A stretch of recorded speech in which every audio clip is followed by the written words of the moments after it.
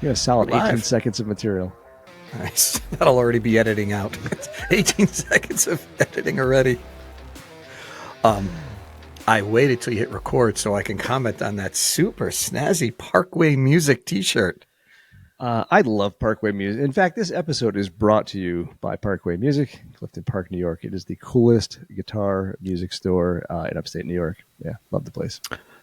I bet. And before we kick off the show, I already have a question. Do they sell anything other than guitars, or are they predominantly guitars and basses? No, they are a full service. Upstairs, they do keyboards, pro audio, and like half the building is drums. So Wow. you would have a field day.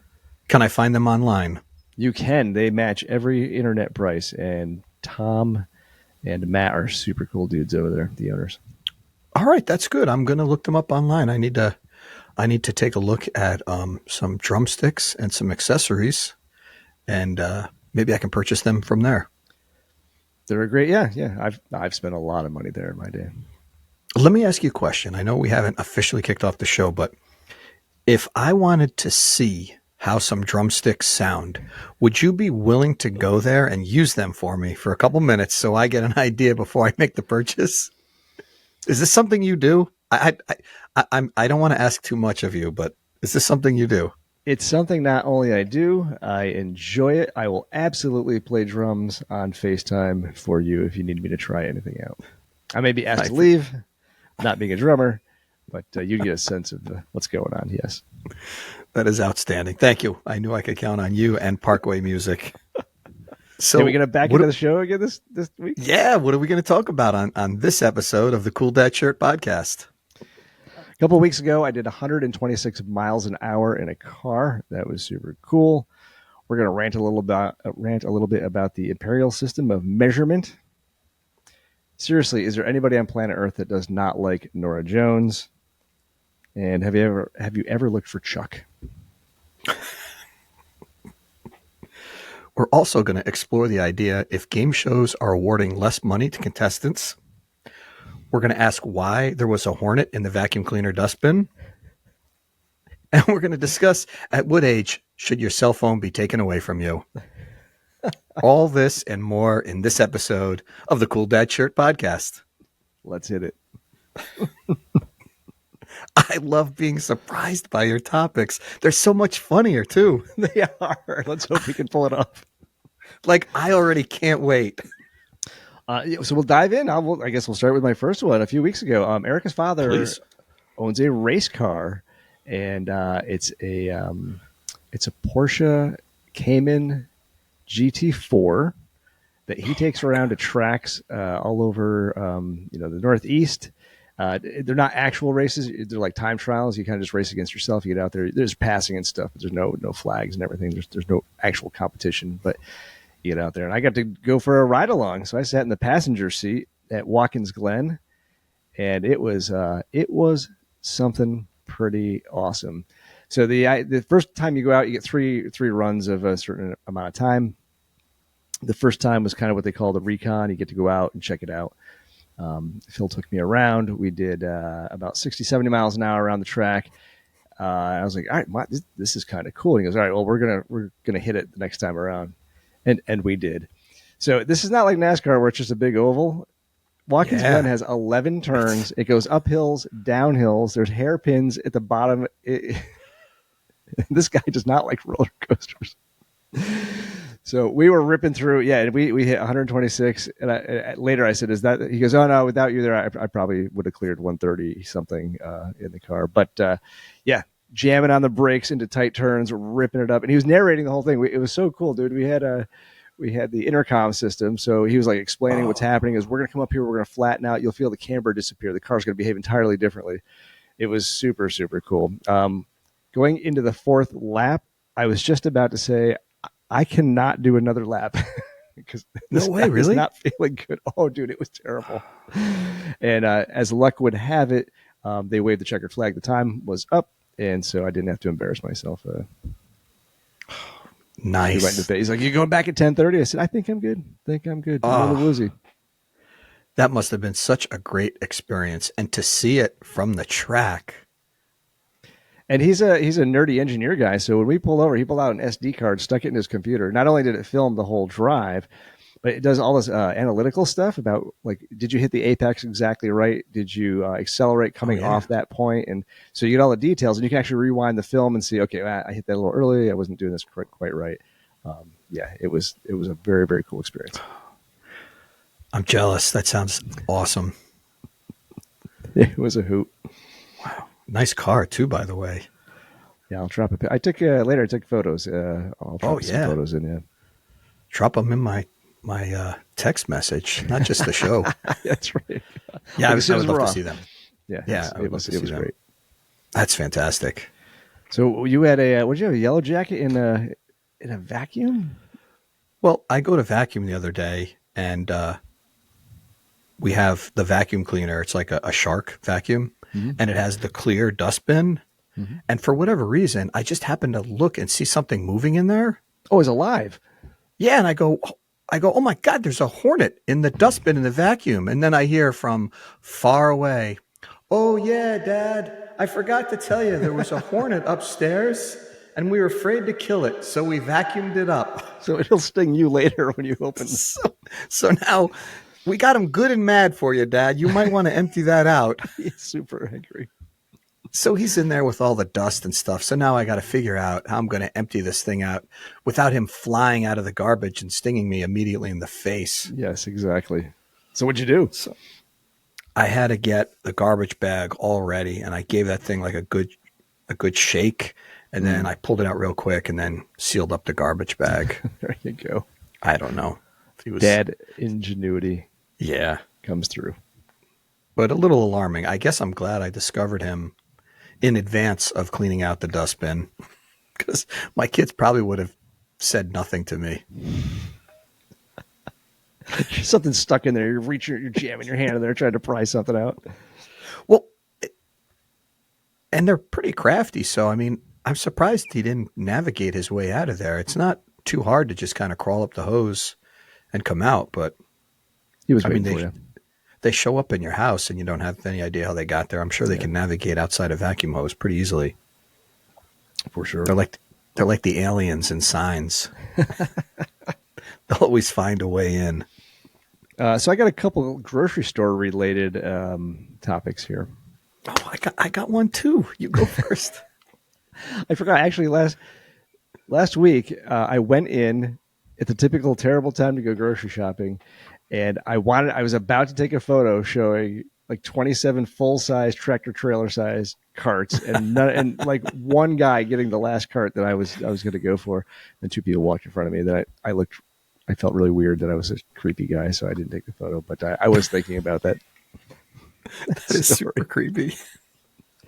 Lone dude in grocery store takes photo of other man with big cart. What could that possibly mean? What kind of sicko are you? I've got a cart thing. I don't know. Oh, so I stumbled onto this Instagram account, and it gave me something about this guy films himself confronting people who don't take their carts back after they drop stuff off at their car. Any chance you've seen that? No, I have not. It's obnoxious. He's got this big magnetic sign. He goes up and throws it on the car. I didn't take my cart back. And people are like, what are you doing? He's like, why did you take your cart back? He's like, who cares? He's like, well, the next person cares. I mean, you're leaving it here. He goes, look, you're occupying a spot. Nobody can park here now. Like, why won't you just take it back? And again, it's one of those things. It becomes addicting. You can't stop watching confrontation after confrontation. And you're kind of on this side. You're like, just take your 7 feet away. Just put it over there.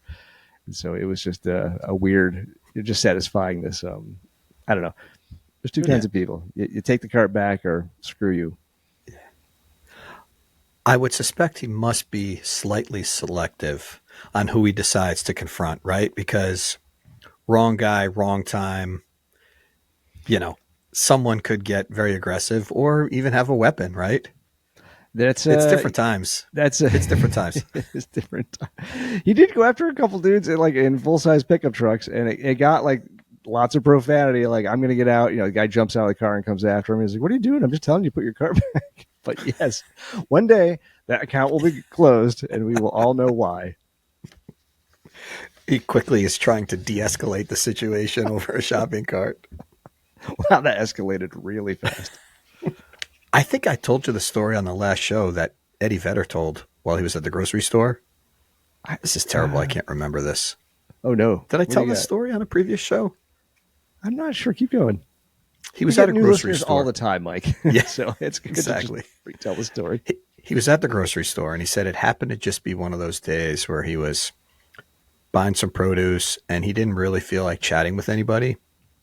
And while he's picking out some produce, he notices some guy is looking over at him, and he thinks, here we go. So the guy's looking at him, and now he's following him. And Eddie is describing the scene of what's happening. And he says, now I'm thinking, I just want to get my food and I want to get out of here. And this guy looks like he's on his way over to me and he's going to want to talk to me and take a photo. And Eddie says, and now it's him and his wife and they're approaching me. And now they come up to me and I really don't feel like talking to anybody. And they stop me and they go, excuse me, we think you took our shopping cart. And he looks down and realizes they got the same bananas, the same cantaloupe, and he took their shopping cart.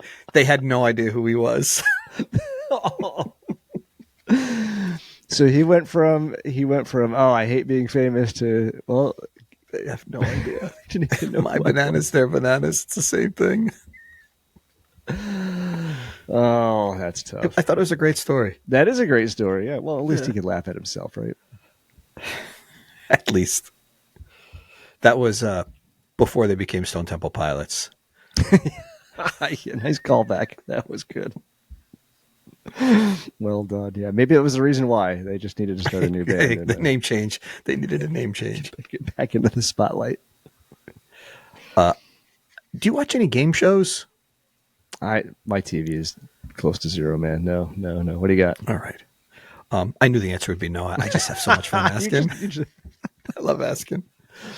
I don't watch a lot. I mean, I don't really watch any. I don't watch any TV, but I happen to see them come on from time to time. And Wheel of Fortune happened to be on the other night. And man, they're spinning and spinning for a half hour. And I looked down, and at the end of the show, the grand prize winner had like $12,000 or $14,000. And I thought to myself, it seems like, 20 years ago, people were winning, $10,000, $12,000. And inflation has escalated multiples in the last, 20, 25 years. And it doesn't seem like people are winning any money. And then I happened to see a half an episode of the Hollywood Squares, and the winner at the end of the night won $1,500. That was the grand prize winner. The guy who cleaned house can make a car payment. Yeah. And I scratched my head over it thinking, are they rigged down? Are they just deliberately not giving away a lot of money? I didn't know if there was anything to it, but it was just an observation I made. They're holding 1987 prices intact. Yeah, yes, I think they are. They do not adjust for inflation. And if you think about it, Ryan Seacrest is probably getting $3 million an episode, right? And at the end of the day, they're giving away, if you win the bonus at the end, usually it's $25,000. So maybe you're getting $30,000. And I know that's not small change, but for what they must receive in ad revenue. That show is not hosting itself. Seacrest is, that's somebody's got to pay that's that where all bill. the money's going. Yeah. Just an observation I make here, Rich. No, it's a commentary on society. I'm not sure what that commentary is, but yeah. Well done. It's Ryan Seacrest that's making all the money. We can't afford to pay the contestants any money. Actually, that's a pretty simple conclusion. I'm surprised I didn't catch that. And they had to give Vanna a raise now that Pat Sajak's not there. So Vanna got a raise too, I'm sure. Oh, good. Wow, she's got to be getting up there, right? Is she still doing the show? She's still flipping over them numbers or those letters, those numbers. Yeah, she's still. Have you ever seen the show, Mike? She's still turning those letters. Good for her. Yep. I mean, why would you leave? I mean, she's still doing the show. Why would you leave for? I don't know. You probably film for a few weeks and then you get the rest of the year off. I've beat the game show discussion to death. Unless you have something else you want to add. No, I'm going to take it back to the grocery store. Oh, good. Oh, because son of a gun, I had a comment about the grocery store. Thanks for reminding me. Take it back. Take it back. Are you like me? No matter what recipe you have and you go to buy a quantity of something, it is never, ever, this is the stupid imperial system. If you need cups, you buy it in ounces. If you need it in ounces, it's in pints. If you need it's never. How many times do you Google a translator at the grocery store to somehow make sense of your recipe? I do from time to time select a little conversion tool there. Yep, it drives me crazy. It's never 1-to-1. It is interesting because if you go to the refrigerator section, you could buy a gallon of milk, a half a gallon of orange juice, a half a gallon of ice cream. But if you go to the soda aisle, you have to buy a liter of soda, a 2-liter bottle of soda. I forgot they threw the metric over on the soda. Yeah. All of a sudden, they hit you with the metric system on aisle 6. Aisle 6 is very European. It's not even consistent in the grocery store. But I do know a half a liter is exactly half of a liter. It's not. It's true. It's not 12 something or 3 something. Do you remember when they had 3-liter bottles of soda? That was like an 80s thing. I do. I think people were struggling to handle and pour those, so those were short-lived, I believe. The spills. That's like an oil tanker spilling on the thruway. A 3-liter bottle of Coca-Cola. If that hits your kitchen floor, you're going to injure the cat, man. If I owned a grocery store, you know how they do combos? You go to like the deli section, you're like, oh, get the half pound of honey maple turkey and, a half pound of Alpine lace Swiss cheese for $10.99. I would do a combo.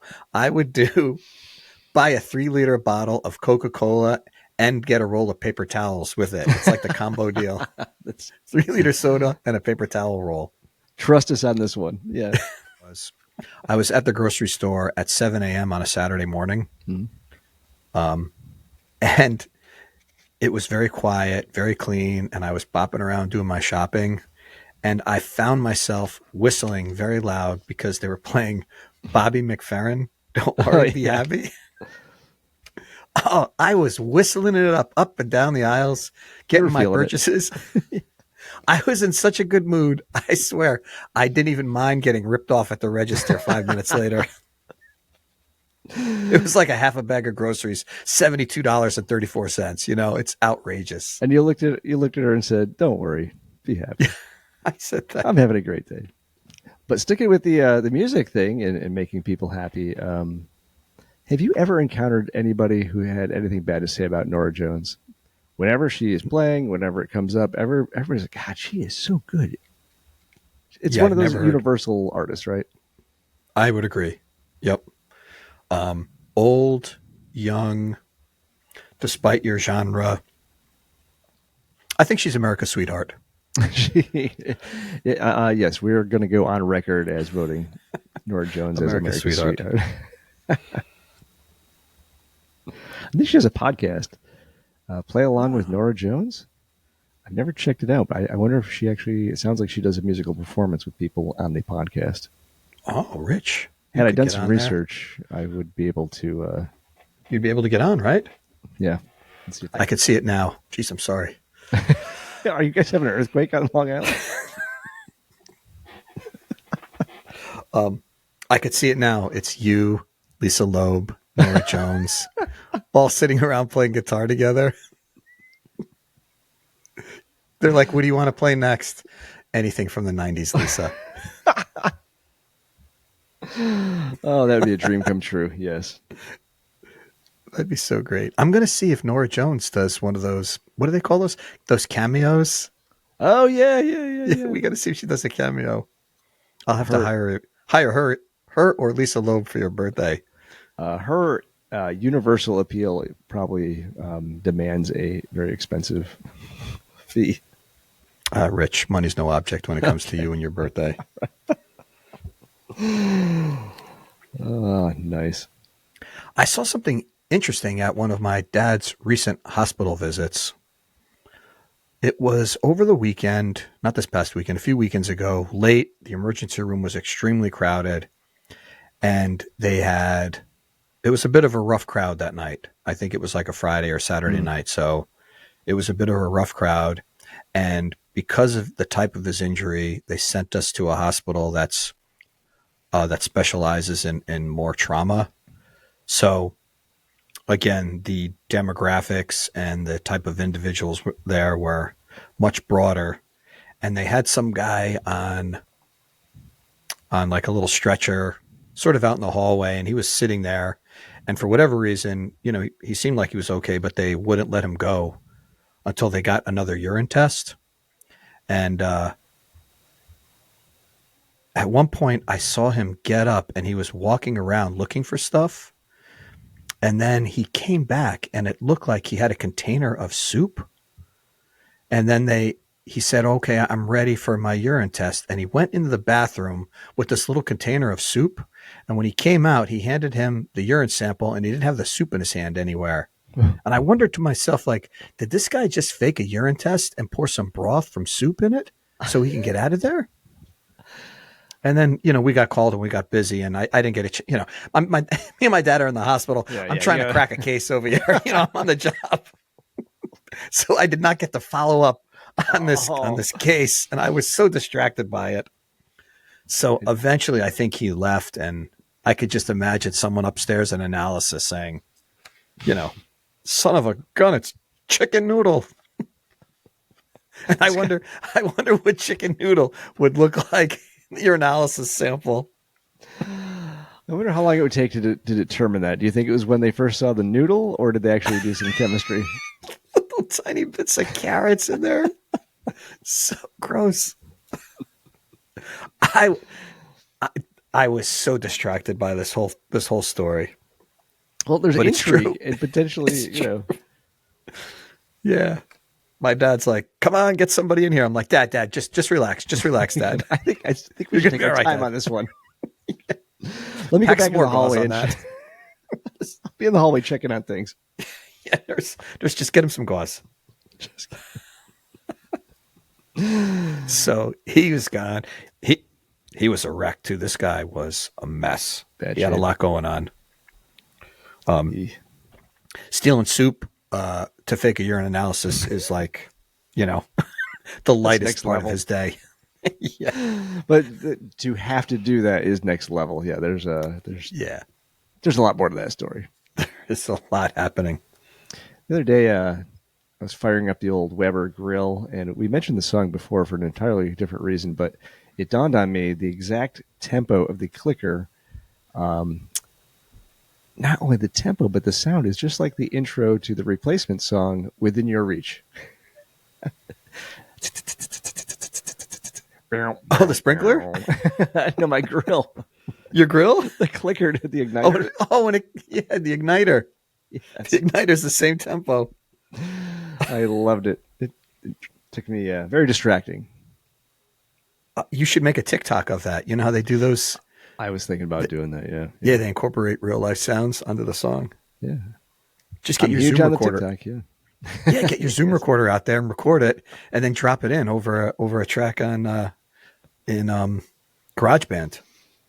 Entirely possible and likely. I look forward to that. We talked about auto-correcting on your phones and in Word docs. I had an incident the other day. It was very frustrating.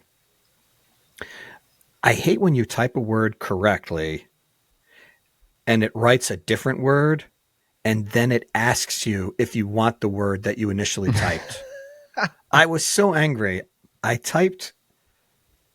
forgot what I typed, but the word was Gatorade, and it said, when I wrote Gatorade, it changed it to Cater Aid, and then it said, do you mean Gatorade? And yeah, I do mean Gatorade, because that's what I typed originally before, you changed it and then asked me if I wanted something else. You changed it to something that doesn't mean anything. I don't even know what Cater Aid is. Cater. And then asked me to go back to what everybody says, yes. Yes, I assist the caterer. I'm the cater aide. The algorithms are picking that up all day long across the texting of people in America. Yes. I was angry. Well, yeah. Well, okay. Geez. Now that too. I don't know about you, or it's just my cat-like reflexes. When I'm typing in something and it starts suggesting, it gives you like 3 suggestions just above.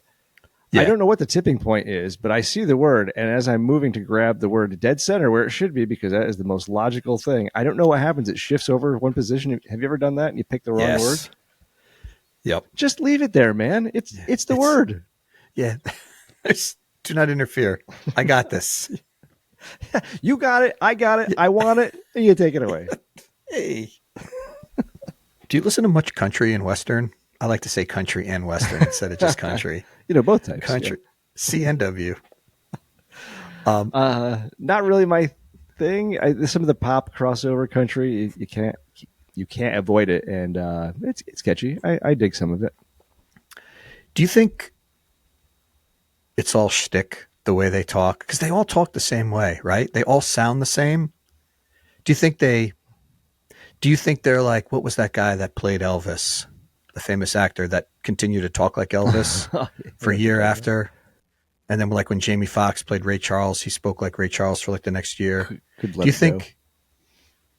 think country and Western singers really talk like that? Or do you think when they're amongst their friends, they sound like, Squeaky from Laverne and Shirley? But that's what I imagine. They have that heavy country sound and talk. And then when they're around their buddies. I guess if you came from the heartland, I would say you probably sort of talk like that. I think when you step up to perform, you embody that. I mean, that is the sound of that genre. So I think it's probably embellished to keep in line, consciously or maybe subconsciously. It's just part of the deal. So you think it's embellished for authenticity? That's a logical fallacy you just threw at me, Mike. And they I'm not it hating to make it look real. I am not hating on any country and Western. Again, stuff that just enters my mind over the course of the day. Like I'm really curious. I want to spend a couple days with like a country and Western artist and see if they slip up at any point in time. Start talking regular like the rest of us, like an Italian idiot like me. Talking about cannolis and calzones and what's his name? Like Blake Shelton. I'm hanging out with Blake Shelton, and all of a sudden he's like, "Yeah, man, let's get some cannolis." Which one are you, man? My good friend Tom, he's got this technique. If we're ever going somewhere, grabbing some food out for lunchtime, or maybe popping into a pub or something like that, and we're not sure, or the vibe isn't right, or it's unclear, he invented this little thing, and it's looking for Chuck. So if you step in and it's dead in there's nothing going on, or it's a weird scene, you just go, I don't think he's here. He's not. No, Chuck said he was going to be here. He's not here. Let's get out of here. So at least you have a plausible reason for not just walking back out. You're sort of coming up with a story of, there's a reason we're leaving. And you say it out loud so others can hear. You get up, you look around the corner at the pool table. No, he's not here. Yeah, he's not in here. I'm going to walk into a conference room when there's a meeting, and I'm going to do that. Like, is Chuck in here? No, all right. Chuck's like, I'm over here, dude. Damn it. And you are? I was thinking about some comedians who would really develop a character, and that character would ultimately just become their persona all the time. People like Pee Wee Herman and Andy Kaufman did that for a while. Andy Kaufman, that's exactly it. Yeah. Like Pee Wee Herman, Andy Kaufman. And I was thinking, are there any comedians now that have sort of developed a character that just becomes their life? I couldn't think of any. I mean, maybe there are, but that's a lot of commitment, right? Yeah, and there was speculation that Andy Kaufman might have been a little mentally unbalanced there. That was not just a show. He committed and stuck. Yeah. I don't know. Yeah, and any appearance on any late night talk show or any public appearance, they were in character. Yeah, And Pee Wee Herman too, you know? A lot of times comedy goes through like eras, and maybe that's just an era that came and went. Because you're right, you don't really see anybody kind of sticking hard with a recurring character like that. I don't know how we would answer this question, but Anthony Jeselnik. Yeah, the very rude and mean, yes, and very dark and very dark comic. When he goes to pick up some bagels, is he like, is he just laughing and giggling like a normal person, or is he kind of that way? Yeah. Speaking of comedians, did you see any of Jay's posts, by the way, for his birthday? Oh, I don't think I did. No. Go back and look. He's poolside with like a woman's one-piece bathing suit on. Dude, I did. And on one shot, let's just say it's a little cheeky. Yes, I think I repressed it from my memory because that was startling. Yes. Poolside with Jay in a woman's one piece. I mean, that might answer our comedian question. Is it by choice, or is it an involuntary personality trait? He walks by the house once in a while. He's out with the kiddos. I see him periodically. He seems remarkably normal outside of that, but he knows how to commit, though. He was full on around the pool. At even one point, he did a risky move by jumping off the top of a slide to catch a football or something like that. I thought he was going to hurt himself. I honestly got very nervous. All I thought to myself is, could you imagine if he got hurt and the ambulance had to come and they picked him up in a woman's one-piece bathing suit? Yeah. I bet he didn't think that through. Probably didn't think that through. He'd have some explaining to do. I'm a comedian. We got to get him on the horn. Get him on. Dude, your callbacks are on fire tonight. It would be so funny to just blindside him with a phone call and ask him. We'll do this sometime. Oh, speaking of other neighbors, I had. I think you saw the videos I made with the Weissmans. Yes, the Weissmans. Yes, we got all three men in the family came down and helped me out with a video for my company, and they were silly and fun, and they were pros. It was quick and easy. And can I just plug my business now? Of course. Hop over to LinkedIn. You were waiting for me to go. I was waiting. I knew it was coming. Yeah, hop over to LinkedIn and go to Avant Industrial Marketing and scroll down. You'll see some fun new videos that we posted there recently. So you actually get to see what Mike Weissman looks like in person. Throw him a like, too, while you're there. Yeah. I mean, since we're not getting any, you might as well get some at Avant. We talked about this before. The number of impressions to the 3 likes I get, the ratios. I don't know. The math doesn't add up on these ratios. Like Instagram, I don't care. I just post photos and stuff. You like them, you don't like them. Like that doesn't really matter. But things on when you're trying to grow a business on LinkedIn, like likes and comments push that way farther. So you're actually helping people. If you want to help somebody on LinkedIn, this is not just about me. If you want to help somebody on LinkedIn, fire a little comment and a like for sure, and that helps people grow their business or expand their reach. Yeah, the content doesn't have to be good either, from what I've seen. I mean, ours is the exception, of course. Yes. But from what I've seen, the content is secondary. It's a placeholder for you, for your interaction. Yes. My daughter, I told you, she's way over 15,000 views. I don't like on the video story. I don't like she the put story. together, and I love her. God bless her. She's creative. God bless her. I thought to myself, it's okay. I mean, I thought some of the stuff that we're outputting supersedes that a little bit. I mean, it's written, it's produced, it's aesthetically pleasing, it's and edited. I thought, yes, a lot of work goes behind this stuff. It's not just rolling off the hard drive on its own. That's right. Did you ever have a leather jacket? I don't think I like the word the past tense did. I do. Oh, okay. Okay, well, let me put some context and some perspective around this one. Yes, leather jackets now are very, stylish, and they're, modern and appropriate.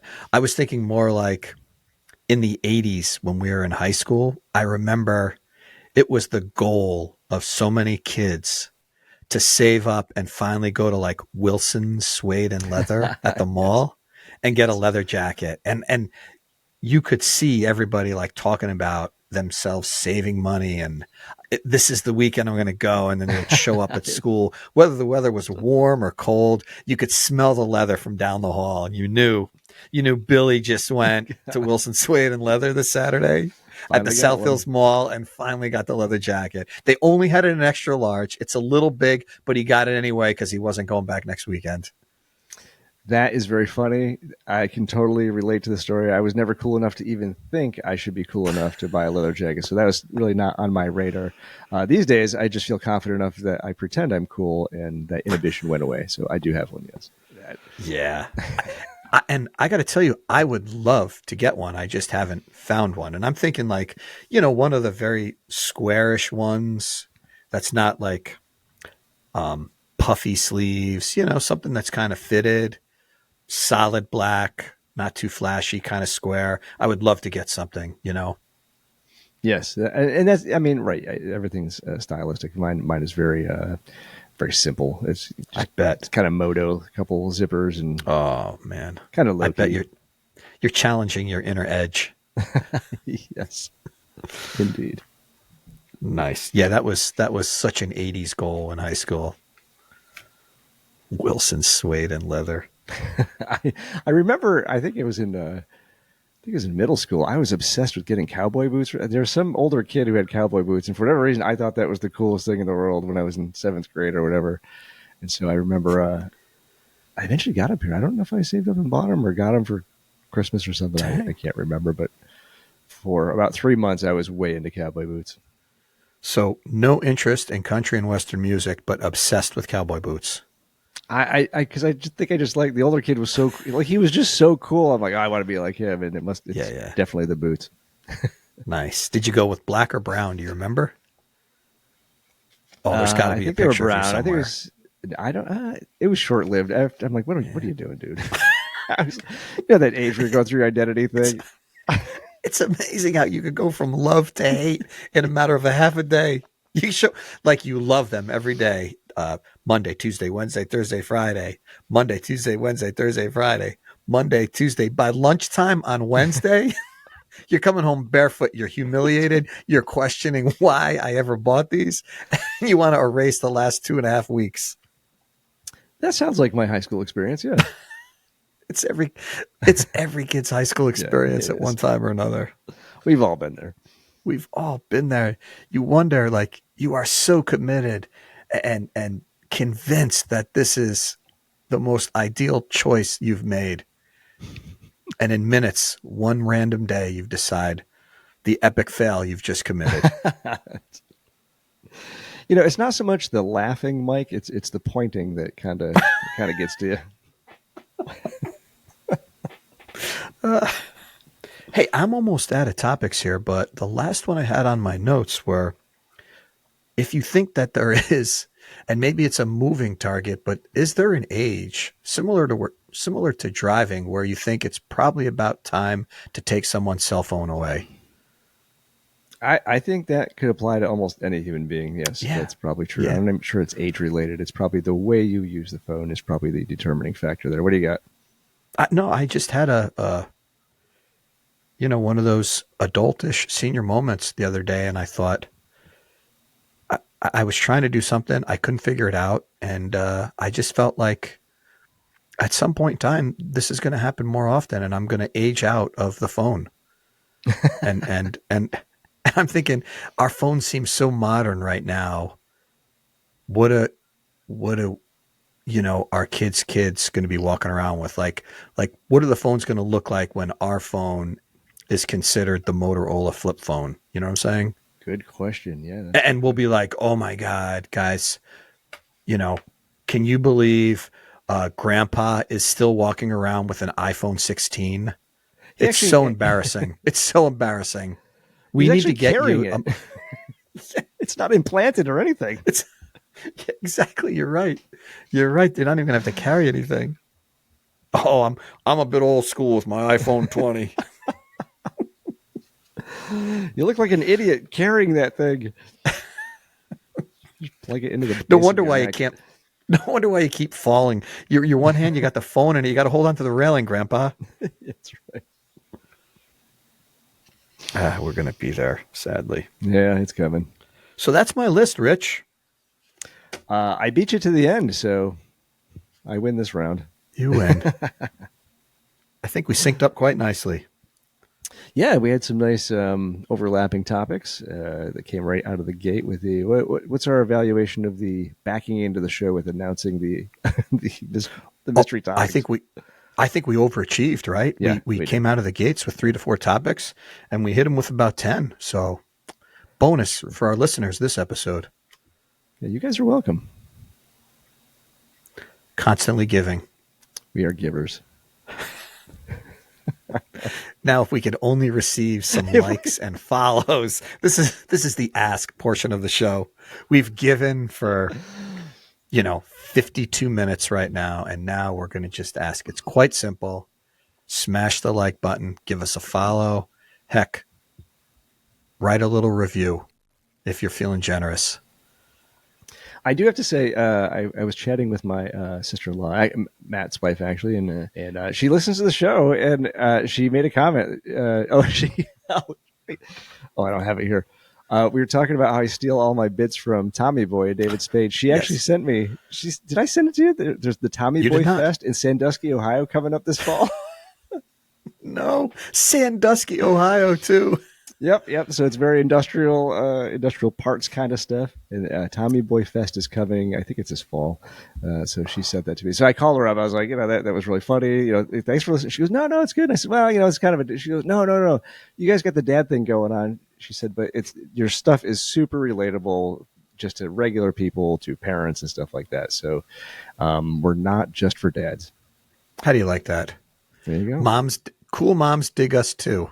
Shout out to Kara. I found myself on weekends now making a full pot of coffee, and then with whatever's left over, I pour it into a big mason jar and put it in the refrigerator, and then I drink it iced in the afternoons of the weekend. That's great economy of scale, resource management. That's well done, Mike. Yeah. My grandmother, my old Italian grandmother, used to do that. Yeah. I don't know.